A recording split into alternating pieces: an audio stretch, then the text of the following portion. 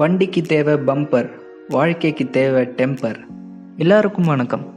வாழ்க்கையில் சேலஞ்சிங்கான சவாலான தருணங்கள் நிறைய வரும்.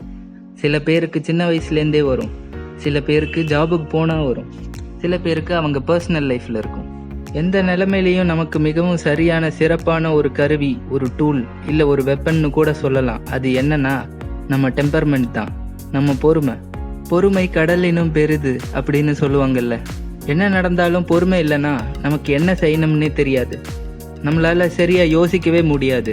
ஒரு கன்ஃபியூஸ்டான மைண்டில், பரபரப்பான ஒரு மைண்ட் செட்டில் நம்ம இருந்தோம்னா ஆங்ஸைட்டி, டென்ஷன் இதெல்லாம் ஜாஸ்தியாகி நமக்கு என்ன பண்ணணும்னே தெரியாது, நமக்கு சரியாக அடுத்த ஐடியா யோசிக்கவும் வராது.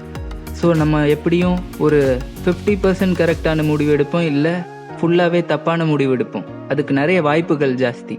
காமாக இருந்தாலே போதும், ஐடியாஸாக வந்து கொட்டும். அப்படி ஐடியாஸ் அன்லிமிட்டடாக வந்தாலே போதும், நம்ம வளர்ச்சியை தடுக்கவே முடியாது. ஒரு ஐடியா, அதையே உங்கள் வாழ்க்கையை மாற்றிக்கோங்க.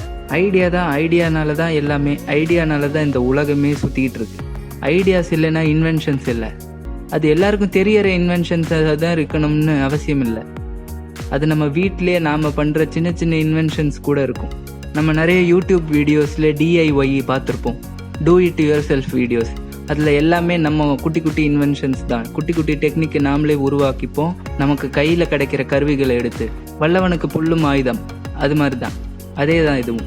நம்ம கண்ட்ரோல்லே இல்லாத ஒரு விஷயம் வேணால் உங்களை தடுக்கும், ஆனால் ஃபுல்லாக நிறுத்த முடியாது. நீங்கள் காமாக பீஸ்ஃபுல்லாக இருந்தாலே போதும், உங்களுக்கு ஒரு பாசிட்டிவிட்டி இருக்கும். உங்கள் மைண்ட் எப்போவுமே ஒரு கன்ஃபியூஷன் ஃப்ரீயாக, ஒரு ரெஃப்ரெஷிங்காகவே மெயின்டைன் ஆகும். அந்த ஒரு செட்டிங் நம்ம மைண்டில், நம்ம பிரெயினில் வச்சுட்டு இருந்தாலே போதும், மற்ற விஷயம்லாம் ஆட்டோமேட்டிக்காக நடக்கும். இந்த காம்னஸ், உங்கள் பாசிட்டிவிட்டி, இதெல்லாம் உங்களுக்கு மட்டும் இல்லை, உங்களை சுற்றி இருக்கிறவங்களுக்கும் பரவும். அவங்க இன்னொருத்தங்களுக்கு ஸ்ப்ரெட் பண்ணுவாங்க. ஸோ இது இப்படியே நடந்துட்டு இருந்தா நினச்சி பாருங்க, நம்மளை சுற்றி இருக்கிற உலகம் ஃபுல்லாகவே பாசிட்டிவாக இருக்கும். எல்லாருமே பாசிட்டிவிட்டியோட தான் இருப்பாங்க, நல்லதே நினைப்பாங்க, நல்லதே பேசுவாங்க. நம்ம பேசுறதுக்கும் நம்ம வார்த்தைக்கும் நம்ம நினைப்புக்கும் ஒரு சக்தி இருக்குது, ஒரு பவர் இருக்குது. அந்த வைப்ரேஷன் தான். கோயிலுக்கெல்லாம் ஏன் எல்லாரும் போகிறாங்க? அது அவங்க வேண்டிக்கிறதுக்கு போகிறாங்க. ஆனால் ஒரு முக்கியமான விஷயம் என்னதுன்னா, அங்கே போகிறவங்க எல்லாருமே நல்லது நினச்சிட்டு தான் போகிறாங்க. ஸோ நல்ல நினைப்பு இருந்தால் நல்ல வைப்ரேஷன்ஸ் நம்மளை சுற்றி இருக்கும், அது மற்றவங்க மேலேயும் பரவும். அவங்களும் நல்ல பாசிட்டிவிட்டியோடு இருப்பாங்க. பாசிட்டிவ் வைப்ரேஷன்ஸ் இருந்தால் அதை அவங்க ஸ்ப்ரெட் பண்ணுவாங்க, இது அப்படியே ஸ்ப்ரெட் ஆகிட்டே இருக்கும். அப்போது ஃபுல்லாகவே பாசிட்டிவிட்டியாக இருக்கும், பாசிட்டிவாக இருக்கும். நம்மளை சுற்றி இருக்கிற சரௌண்டிங்ஸ் எந்த குழப்பமும் இருக்காது, கிளியராக க்ளீனாக இருக்கும். எல்லாரோட மைண்ட் செட்டும், அவங்க பேசுகிற விதம் எல்லாமே சாஃப்டாக இருக்கும். உண்மையை பேசுவாங்க, நல்லதை பேசுவாங்க. அதுவே போதுமே இந்த நாள் இனிய நாளாக அமைய. சப்போஸ் ஒரு சண்டை நடந்துட்டு இருக்குன்னு வச்சுக்கோங்க, ஒரு 4-5 பேருக்கு நடுவில். அது ஏன் நடக்குது? ஒருத்தருக்கு ஒருத்தர் வேவ்லென்த் இல்லை, அதாவது அண்டர்ஸ்டாண்டிங் இல்லை. அது ஏன் இல்லை அப்படின்றத யோசிக்கிறத விட்டுட்டு, அதுக்கு முன்னாடி இதை தடுக்கிறதுக்கு என்ன செஞ்சுருக்கணும் அப்படின்னு யோசிச்சா அதுதான் கரெக்டாக இருக்கும். அப்போது கன்ஃபியூஷன் இருக்குது, புரியலை, அதுக்கு முன்னாடி என்ன விஷயம் அப்படின்னு பொறுமையாக அவங்க கிட்ட கேட்டோம்னா ஆர்குமெண்ட்டையே தடுத்துடலாம். ஆர்குமெண்ட்டை தடுத்தா பெரிய பெரிய சண்டையா அது பலூன் மாதிரி ஊதி பெருசு ஆகாம சின்ன விஷயமா இருக்கும் போதே முடிஞ்சு போயிடும். இந்த கிளாரிட்டி இல்லாததுனால தான் இதெல்லாம் நடக்குது. கிளாரிட்டி ஏன் இல்லைன்னா கன்ஃபியூஷன் வருது. கன்ஃபியூஷனே வருதுன்னா நம்ம டக்குன்னு டென்ஷன் ஆயிடுறோம், இல்லை டக்குன்னு ஒரு பொறுமையை இழந்துடுறோம், ஆன்சைட்டியில் இருப்போம், டக்குன்னு டென்ஷன் ஆயிடுறோம். அப்போ மைண்டு கிளியராக இருக்காது, டஸ்ட்பின் மாதிரி தான் இருக்கும்.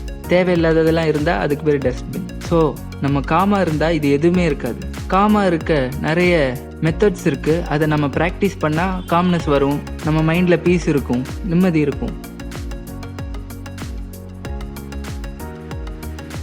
நம்ம காமாக இருக்கிறதுனால நமக்கு நிறைய பெனிஃபிட்ஸ் கிடைக்குது. நம்ம ஸ்ட்ரெஸ் லெவல் கம்மியாகிறதுனால நம்மளால் நல்லா ஒரு பெர்ஃபார்மன்ஸ் கொடுக்க முடியும். ஏன்னா நம்மளோட கிளாரிட்டி ஆஃப் தாட் ரொம்ப நல்லாவே இருக்கும். கிறிஸ்டல் கிளியரான தாட்ஸ் இருந்தால் நம்ம ஆக்ஷன்ஸில் எந்த டவுட்டும் இல்லாமல், எந்த கன்ஃபியூஷனும் இல்லாமல் நம்மளால் செயல்பட முடியும். நம்ம பெர்ஃபார்மன்ஸும் ஜாஸ்தியாச்சுன்னா நமக்கு நிறைய ரிவார்ட்ஸும் கிடைக்கும். நம்ம கரியர்லேயோ நம்ம ஸ்டடீஸ்லேயோ எதுலேயா இருந்தாலும் சரி. ஸ்ட்ரெஸ் லெவல்ஸ் கம்மியாச்சுனாலே நம்ம பாடியும் ரிலாக்ஸ்டாக இருக்கும். என்ன நினச்சாலும் நம்மளோட ஆக்ஷன்ஸ் தான் நம்மளோட தாட்ஸை ரிஃப்ளெக்ட் பண்ணுது.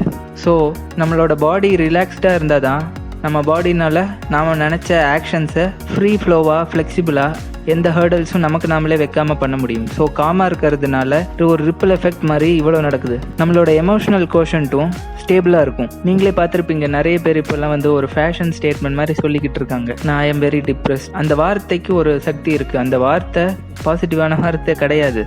ஸோ ஆனால் இது ஒரு ஃபேஷனாக இதை சொன்னால் நமக்கு ரொம்ப பெருமையாக இருக்கும்னு நினச்சிட்டு இதெல்லாம் சொல்லிக்கிட்டு இருக்காங்க.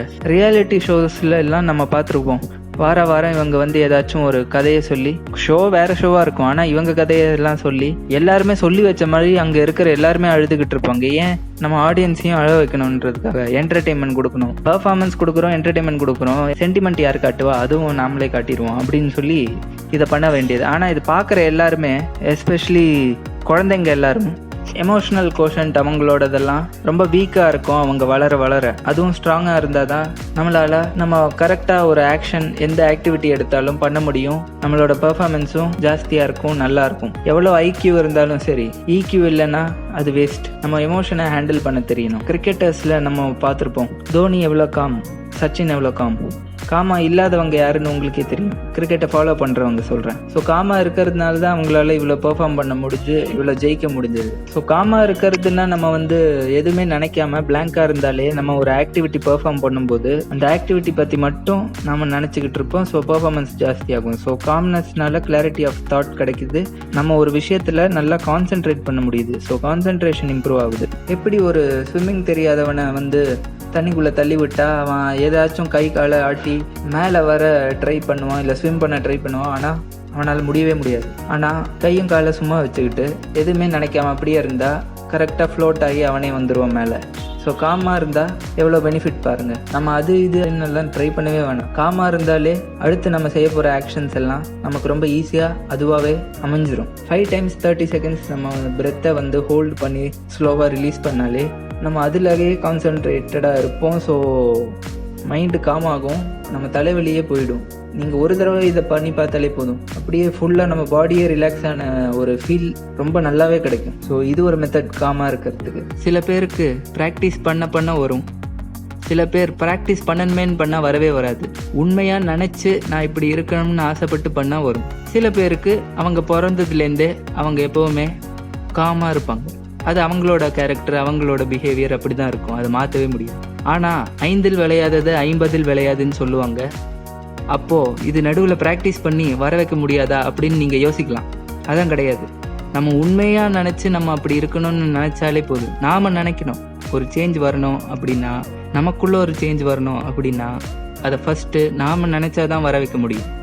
எத்தனை வயசு ஆனாலும், ஏன் 90 வயசு 100 வயசு ஆனாலும் கற்றுக்கிற எண்ணம் இருந்தால் கண்டிப்பாக கற்றுக்க முடியும். இல்லை நான் ஆல்ரெடி கற்றுக்கிட்டாச்சு, இனி கற்றுக்கிற வயசு கிடையாது அப்படின்னு நினச்சா எதையுமே கற்றுக்க முடியாது, எதுவுமே அப்டேட் ஆக முடியாது, எதையுமே நம்ம மாற்றிக்கவே முடியாது.